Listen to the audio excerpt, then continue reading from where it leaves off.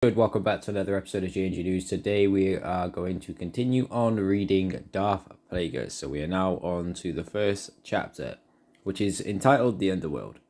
47 standard years before the harrowing reign of Emperor Palpatine, Baldamic was nothing more than an embryonic world in the Outer Rim's Ural sector, populated by reptilian sentients who expressed a little tolerance for outsiders as they did for one another. Decades later, the planet would have a part to play in the galactic events, its own wink of historical notoriety. But in those formative years, they presaged the Republic's inelectable side into dissidence and turmoil. Baldamic was of interest only to exobiologists and cartographers. It might even have escaped the notice of Darth Plagueis, for whose remote worlds held a special allure. Had his time Master Tenbrus not discovered something special about the planet? Darth Bane would appreciate our efforts, the Sith Master was telling his apprentice as they stood side by side in the Castelline cave that had drawn them across the stars. A Bith Tenbrus was as tall as Plagueis and nearly as cardivorous, carnivorously thin. To human eyes, his biddest complexioness might have made him appear as haggard as the pallid moon. But in fact, both beings were in robust health. Though they converse is basic, each was fluent in the other's native language. Darth Bane's earlier years, Plagueis said through his transpirator mask, carrying on the ancestral business as if it were. Behind the faceplate of his own mask, Tenbrus' puckered lips twitched in disapproval. The breathing devices looked absurdly small on his outsized cleft head, and the convexity of the mask made the flat disc of his lidless eyes look like closed set holes in his pinched face. Bane's seminal years, he corrected. Plagueis withered the gentle rebuke. He had been apprenticed to Tenbrus for many years, and as the average human might live, and still Tenbrus never fails to find fault when he could. What's more appropriate way for us to close the circle by mimicking the Sith Ari's seminal efforts? Tenbrus continued. We weaved ourselves into the warp and weft of the tapestry he created. Plagueis kept his thoughts to himself. The aptly named Darth Bane would have redefined the Sith by limiting their numbers and operating from concealment. Had mind courteous as a young youth on an apprentice long before embracing the tenet of the dark side. In 1,000 years since his death, Bane had become the powers attributed to him legendary, and indeed, what more appropriate place for his disciples to complete the circle? Plagueis told him that in profound obscurity, deep within a escarpment that walled an azure expansive of Baldamic's northern seas, the two Siths were outfitted in environment suits that protected them from scorching heat and toxic atmospheres. The caves was cross-hatched by scores of enormous crystals that resembled glowing lances thrust everywhere into a trick chest by a stage magician. The recent seismic event had tipped the landmass, emptying the labyrinth cave system of mineral-rich water, but the magma chamber that had kept the water simmering for millions of years heated the humid air to temperatures in excess of what Tenbrus and Plagueis could ever endure. Close at hand sat a stubbly tread droid tasked with monitoring the progress of a mining probe that was sampled a rich vein of quartz ore at the bottom of the deep shaft, a fabled ore some call it owing to its scarcity, but even more for its intrinsic ability to diminish the effectiveness of Jedi lightsabers. For this reason, the Jedi Order had gone to great lengths to restrict mining and refinement of the ore. If not, the bane of the Order's existence was a kind of irritant, a challenge to their weapons' reputation for fearsome invincibility.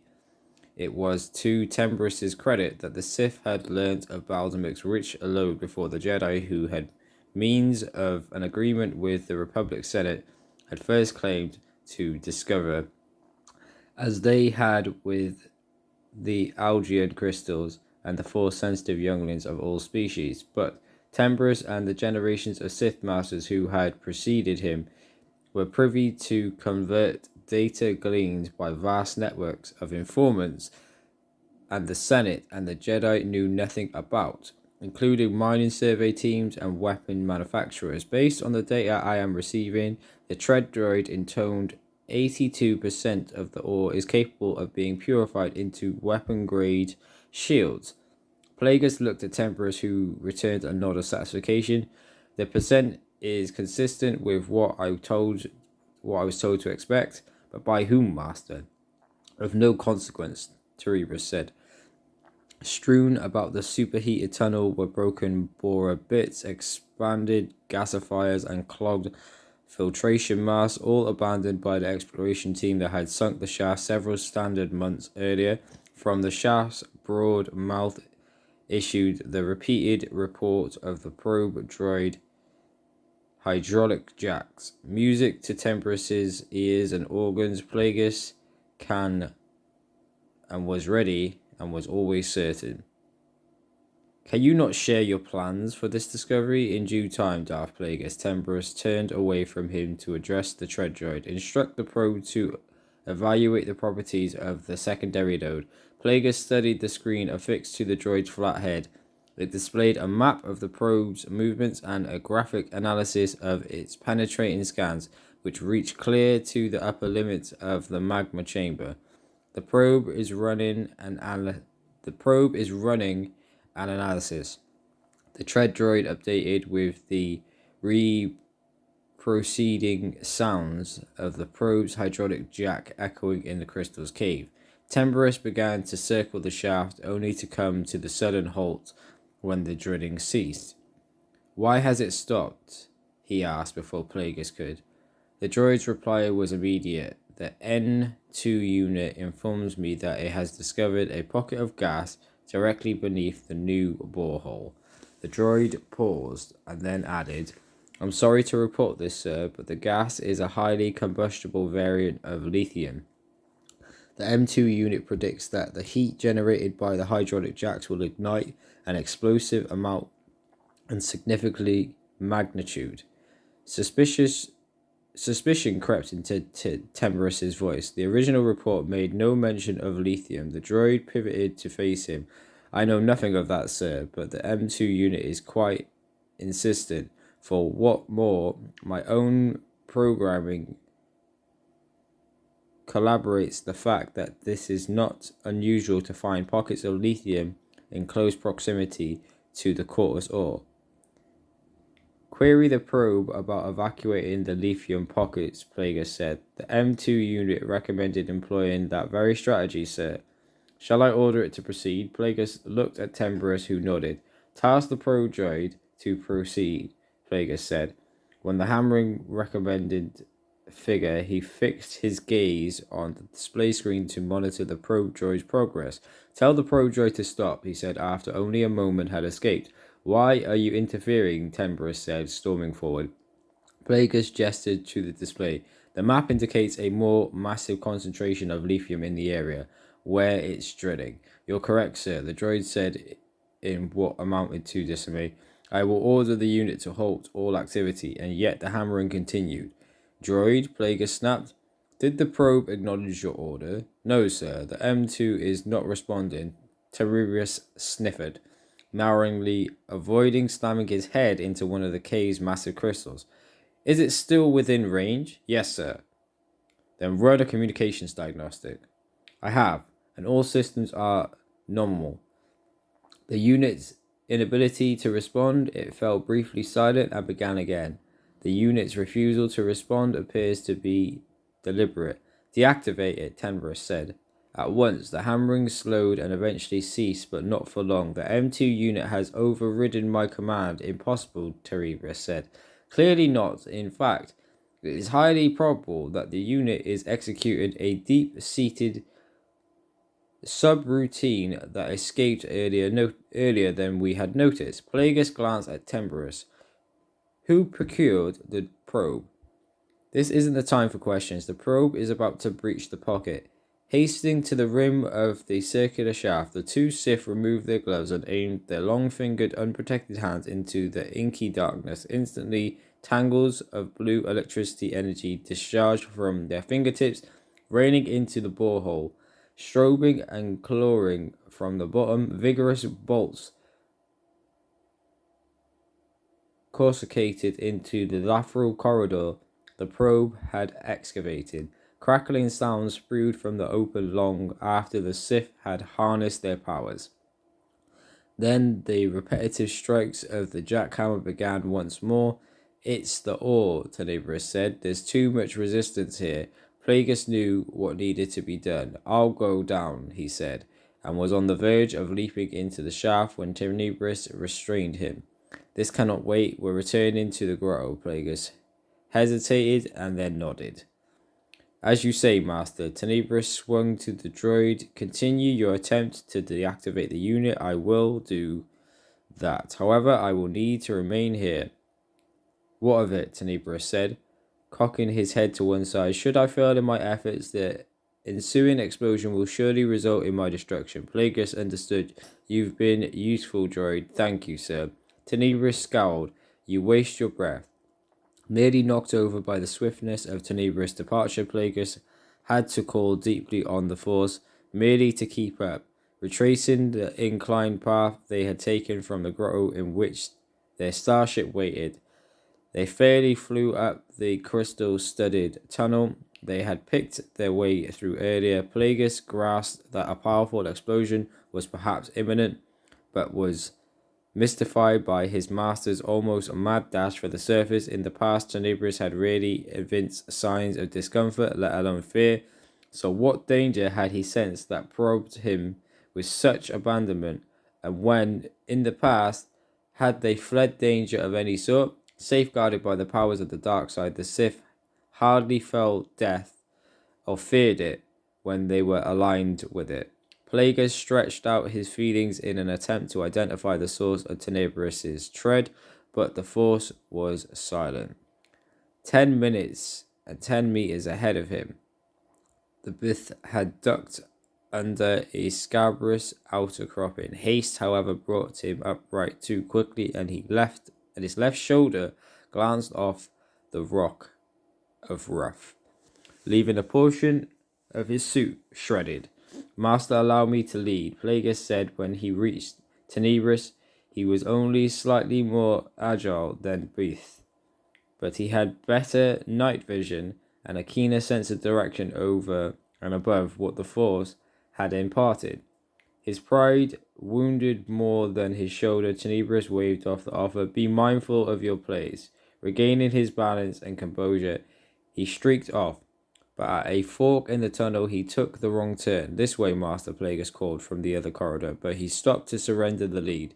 Closer to the surface, the tunnels opened into caverns the size of cathedrals, smoothed and hollowed by rain water, but still surged in certain seasons of the Baldemic's long years. In pools of standing water darted various species of blind fish. Overhead, hawkbats took panicked flight from their roosting places in the stippled ceilings. Natural light in the far distance prompted two Sith to race for the grotto, but even so, they were a moment late. The gas explosion caught up with them just as they were entering the light-filled cavity at the top of the escarpment. From deep in the tunnel resounded a sequeling electronic wail, and at the same time, almost as if the cave system were gasping for breath themselves, a searing wind tore down from a perforation in the grotto's arched ceilings through which the ship had entered. A muffled but ground-heavy detonation followed a rolling fireball that was the labyrinth's scorching annihilation, whirling to the tunnel they had just exited and managing somehow to remain on his feet. Tenebris conjured a force shield with his waving arms that met the fireball and contained it. Thousands of flaming hawkbats spiraling within the turment like wind-blown ember. A few meters away, Plagueis hurled face first into the ground by the intensity of the vaporizing blast, lifting his head in time to see the underside of the doomed ceiling begin to shed enormous slabs of rock. Directly below the plummeting slab sat there was their starship. Master, he said, scrambling to his feet with arms lifted in an attempt to hold the rock in midair, his own arms still raised in a forced summoning posture.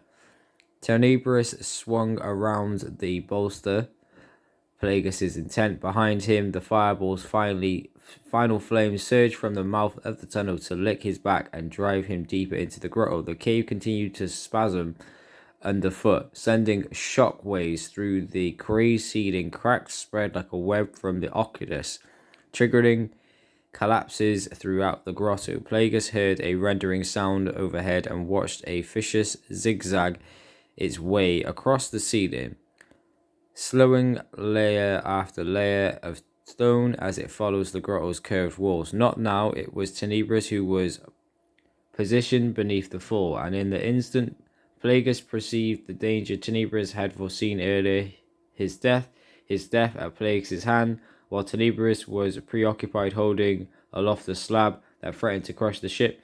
Plagueis quickly reorientated himself, aiming his raised hand at the plummeting slab above his master, and with a downward motion of both arms brought them down so quickly with so much momentum that Tenebris buried almost before he understood what had hit him. Stone dust edging around him, Plagueis stood rooted in place as the slab entered the ship as well, but he gave it no thought. His success in bringing the ceiling down on Tenebris was proof enough that the Bith had grown sluggish and expendable. Otherwise, he would have divined the true source of danger he had sensed, and Plagueis would be the one pressed on the floor of the grotto, head cracked open like an egg and chest cavity pierced with the pointed end of a fallen stalagmite. His race to Tenebris' side was informed as much by excitement as charade. Master, he said, genuflecting and removing his Tenebris' respirator, his hands poured the stone, removing stone of the crushing weight, but Tenebris' single lung was pierced, and blood gurgled in his throat. Rage tears in the sleeve of the Enro suit revealed body markings and tattoos. Stop, apprentice, Tenebris strained to say. You're going to need all your strength. I can bring help. There's time. I'm dying, Darth Plagueis. There's time only for that. Plagueis held the Bith's pain-gazed eyes. I did all that I could, Master. Tenebris interrupted him once more. To be strong in the Force is one thing, but to believe in oneself, to be all-powerful, is to invite catastrophe. Remember that even in the ethereal realm we inhabit, the unforeseen can occur.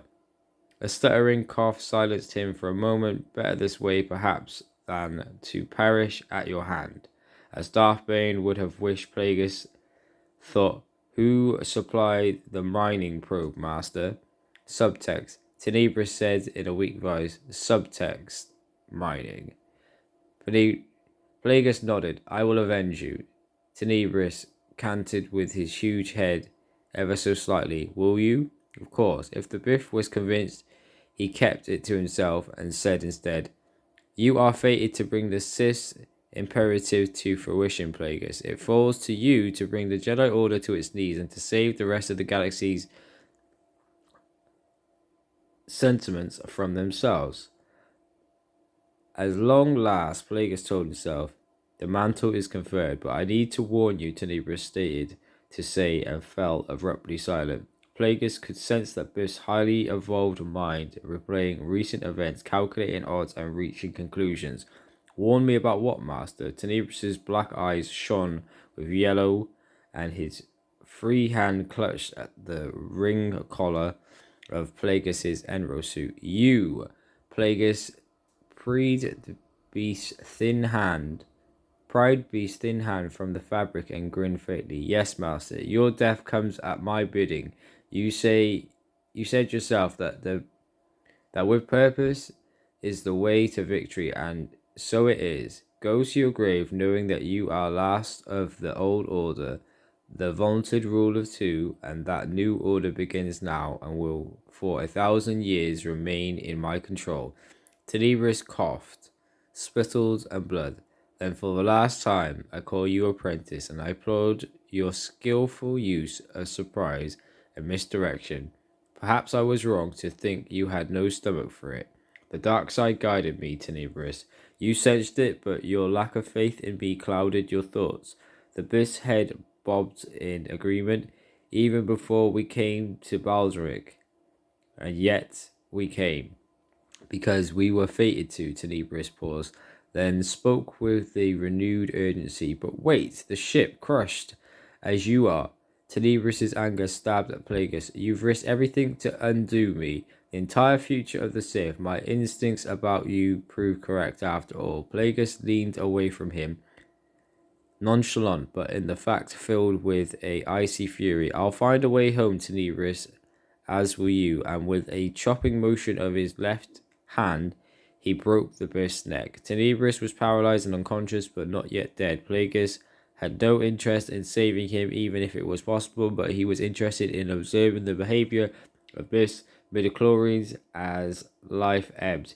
The Jedi thought of cellular organelles and symbionts, but to Plagueis' midichlorians were interlopers, running interference for the Force and standing in the way of a being's ability to contact the Force directly. Through years of experimentation and directed medication, Plagueis had honed an ability to perceive the actions of midichlorians, though not yet the ability to manipulate them, say, to a prolonged tenebrous life. Look at the Biff through the Force. He perceived that the midichlorians were already beginning to die out, where the neutrons that made up Tenebris' lofty brain and the muscle cells that powered his once abled heart. A common misconception held that midichlorians were force-carrying particles, when in fact they functioned more as translators, interlocutors of the will of the Force. Plagueis considers his long-standing fascination with the organs to be a natural and had been Tenebris' fixation on shaping the future with Biff's intelligence was grounded in the mathematics and the computation. Mun's intelligence was driven by a will to profit, as Plagueis reviews his alliance to the Force and as an investment that could, with proper effort, be maximized to yield great return. True to the Mun psychology and tradition, he had through the decades hoarded his success and never once taken Tenebris into his confidence. The Biff's morbid midichlorians were wrinkling out like light slowly deprived of a power source, and yet Plagueis could still perceive Tenebris in the Force. One day he would succeed in imposing his will on the midichlorians to keep them aggregate, but such speculation were for another time. Just now, Tenebris and all he had been in life were beyond Plagueis' reach. He wondered if the Jedi were subsumed in similar fashion. Even in life, did midichlorians behave in a Jedi as they did in the devotee of someone of the dark side? Were the organs invigorated by different impulses, prompted into actions by different desires? He had encountered many Jedis during his long life, but he had never made an attempt to study one in the same way he appraised Tenebris now. Out of concern for revealing the power of his alliance with the dark side, that too That may all have to change. Tenebris died while Plagueis observed. In Bane's age, a Sith might have had to guard against an attempt to essence transfer by the deceased, a leap into the consciousness of the Sith who survived, but those times were long past and of no relevance anymore. Not since the teachings had been sabotaged, the techniques lost, and the last Sith, possessed of knowledge, had been inexplicably drawn to the light side and killed, taking the secret process with them. Chapter 2: The Inner Landscape. So, if you've enjoyed listening to this episode of Darth Plagueis, then don't forget to leave a like on the video. I've been GNG News, you guys have been my lovely audience. Thank you all for watching. Have yourself a great day. Leave a like on this video if you think it's worth leaving a like on. Let me know what new Star Wars products are you excited for. Are you excited for the Book of Boba? Are you excited for Star Wars Acolytes? Are you excited for Star Wars Ahsoka? Are you going to be watching the Star Wars Visions, which is Star Wars and anime, two things that I love very much so, combined together into one great spin-off series? Let me know. I've been GNG News. You guys have been my lovely audience. As I said, if you have enjoyed this video, leave a like on the video. If you want other people to see this, share this round. I apologize for my terrible reading. I'm trying to get better, and the only way I'm going to get better is by reading as much as I possibly can. But currently at this moment in time, I don't exactly have the best vision either. So it has been a very hard troll for me to get through reading this today, but I was glad I was able to do it. I hope you have all enjoyed it. Have a lovely day, have a lovely evening, depending on where you are in the world. Keep on smiling, and always remember in life, guys, don't give up.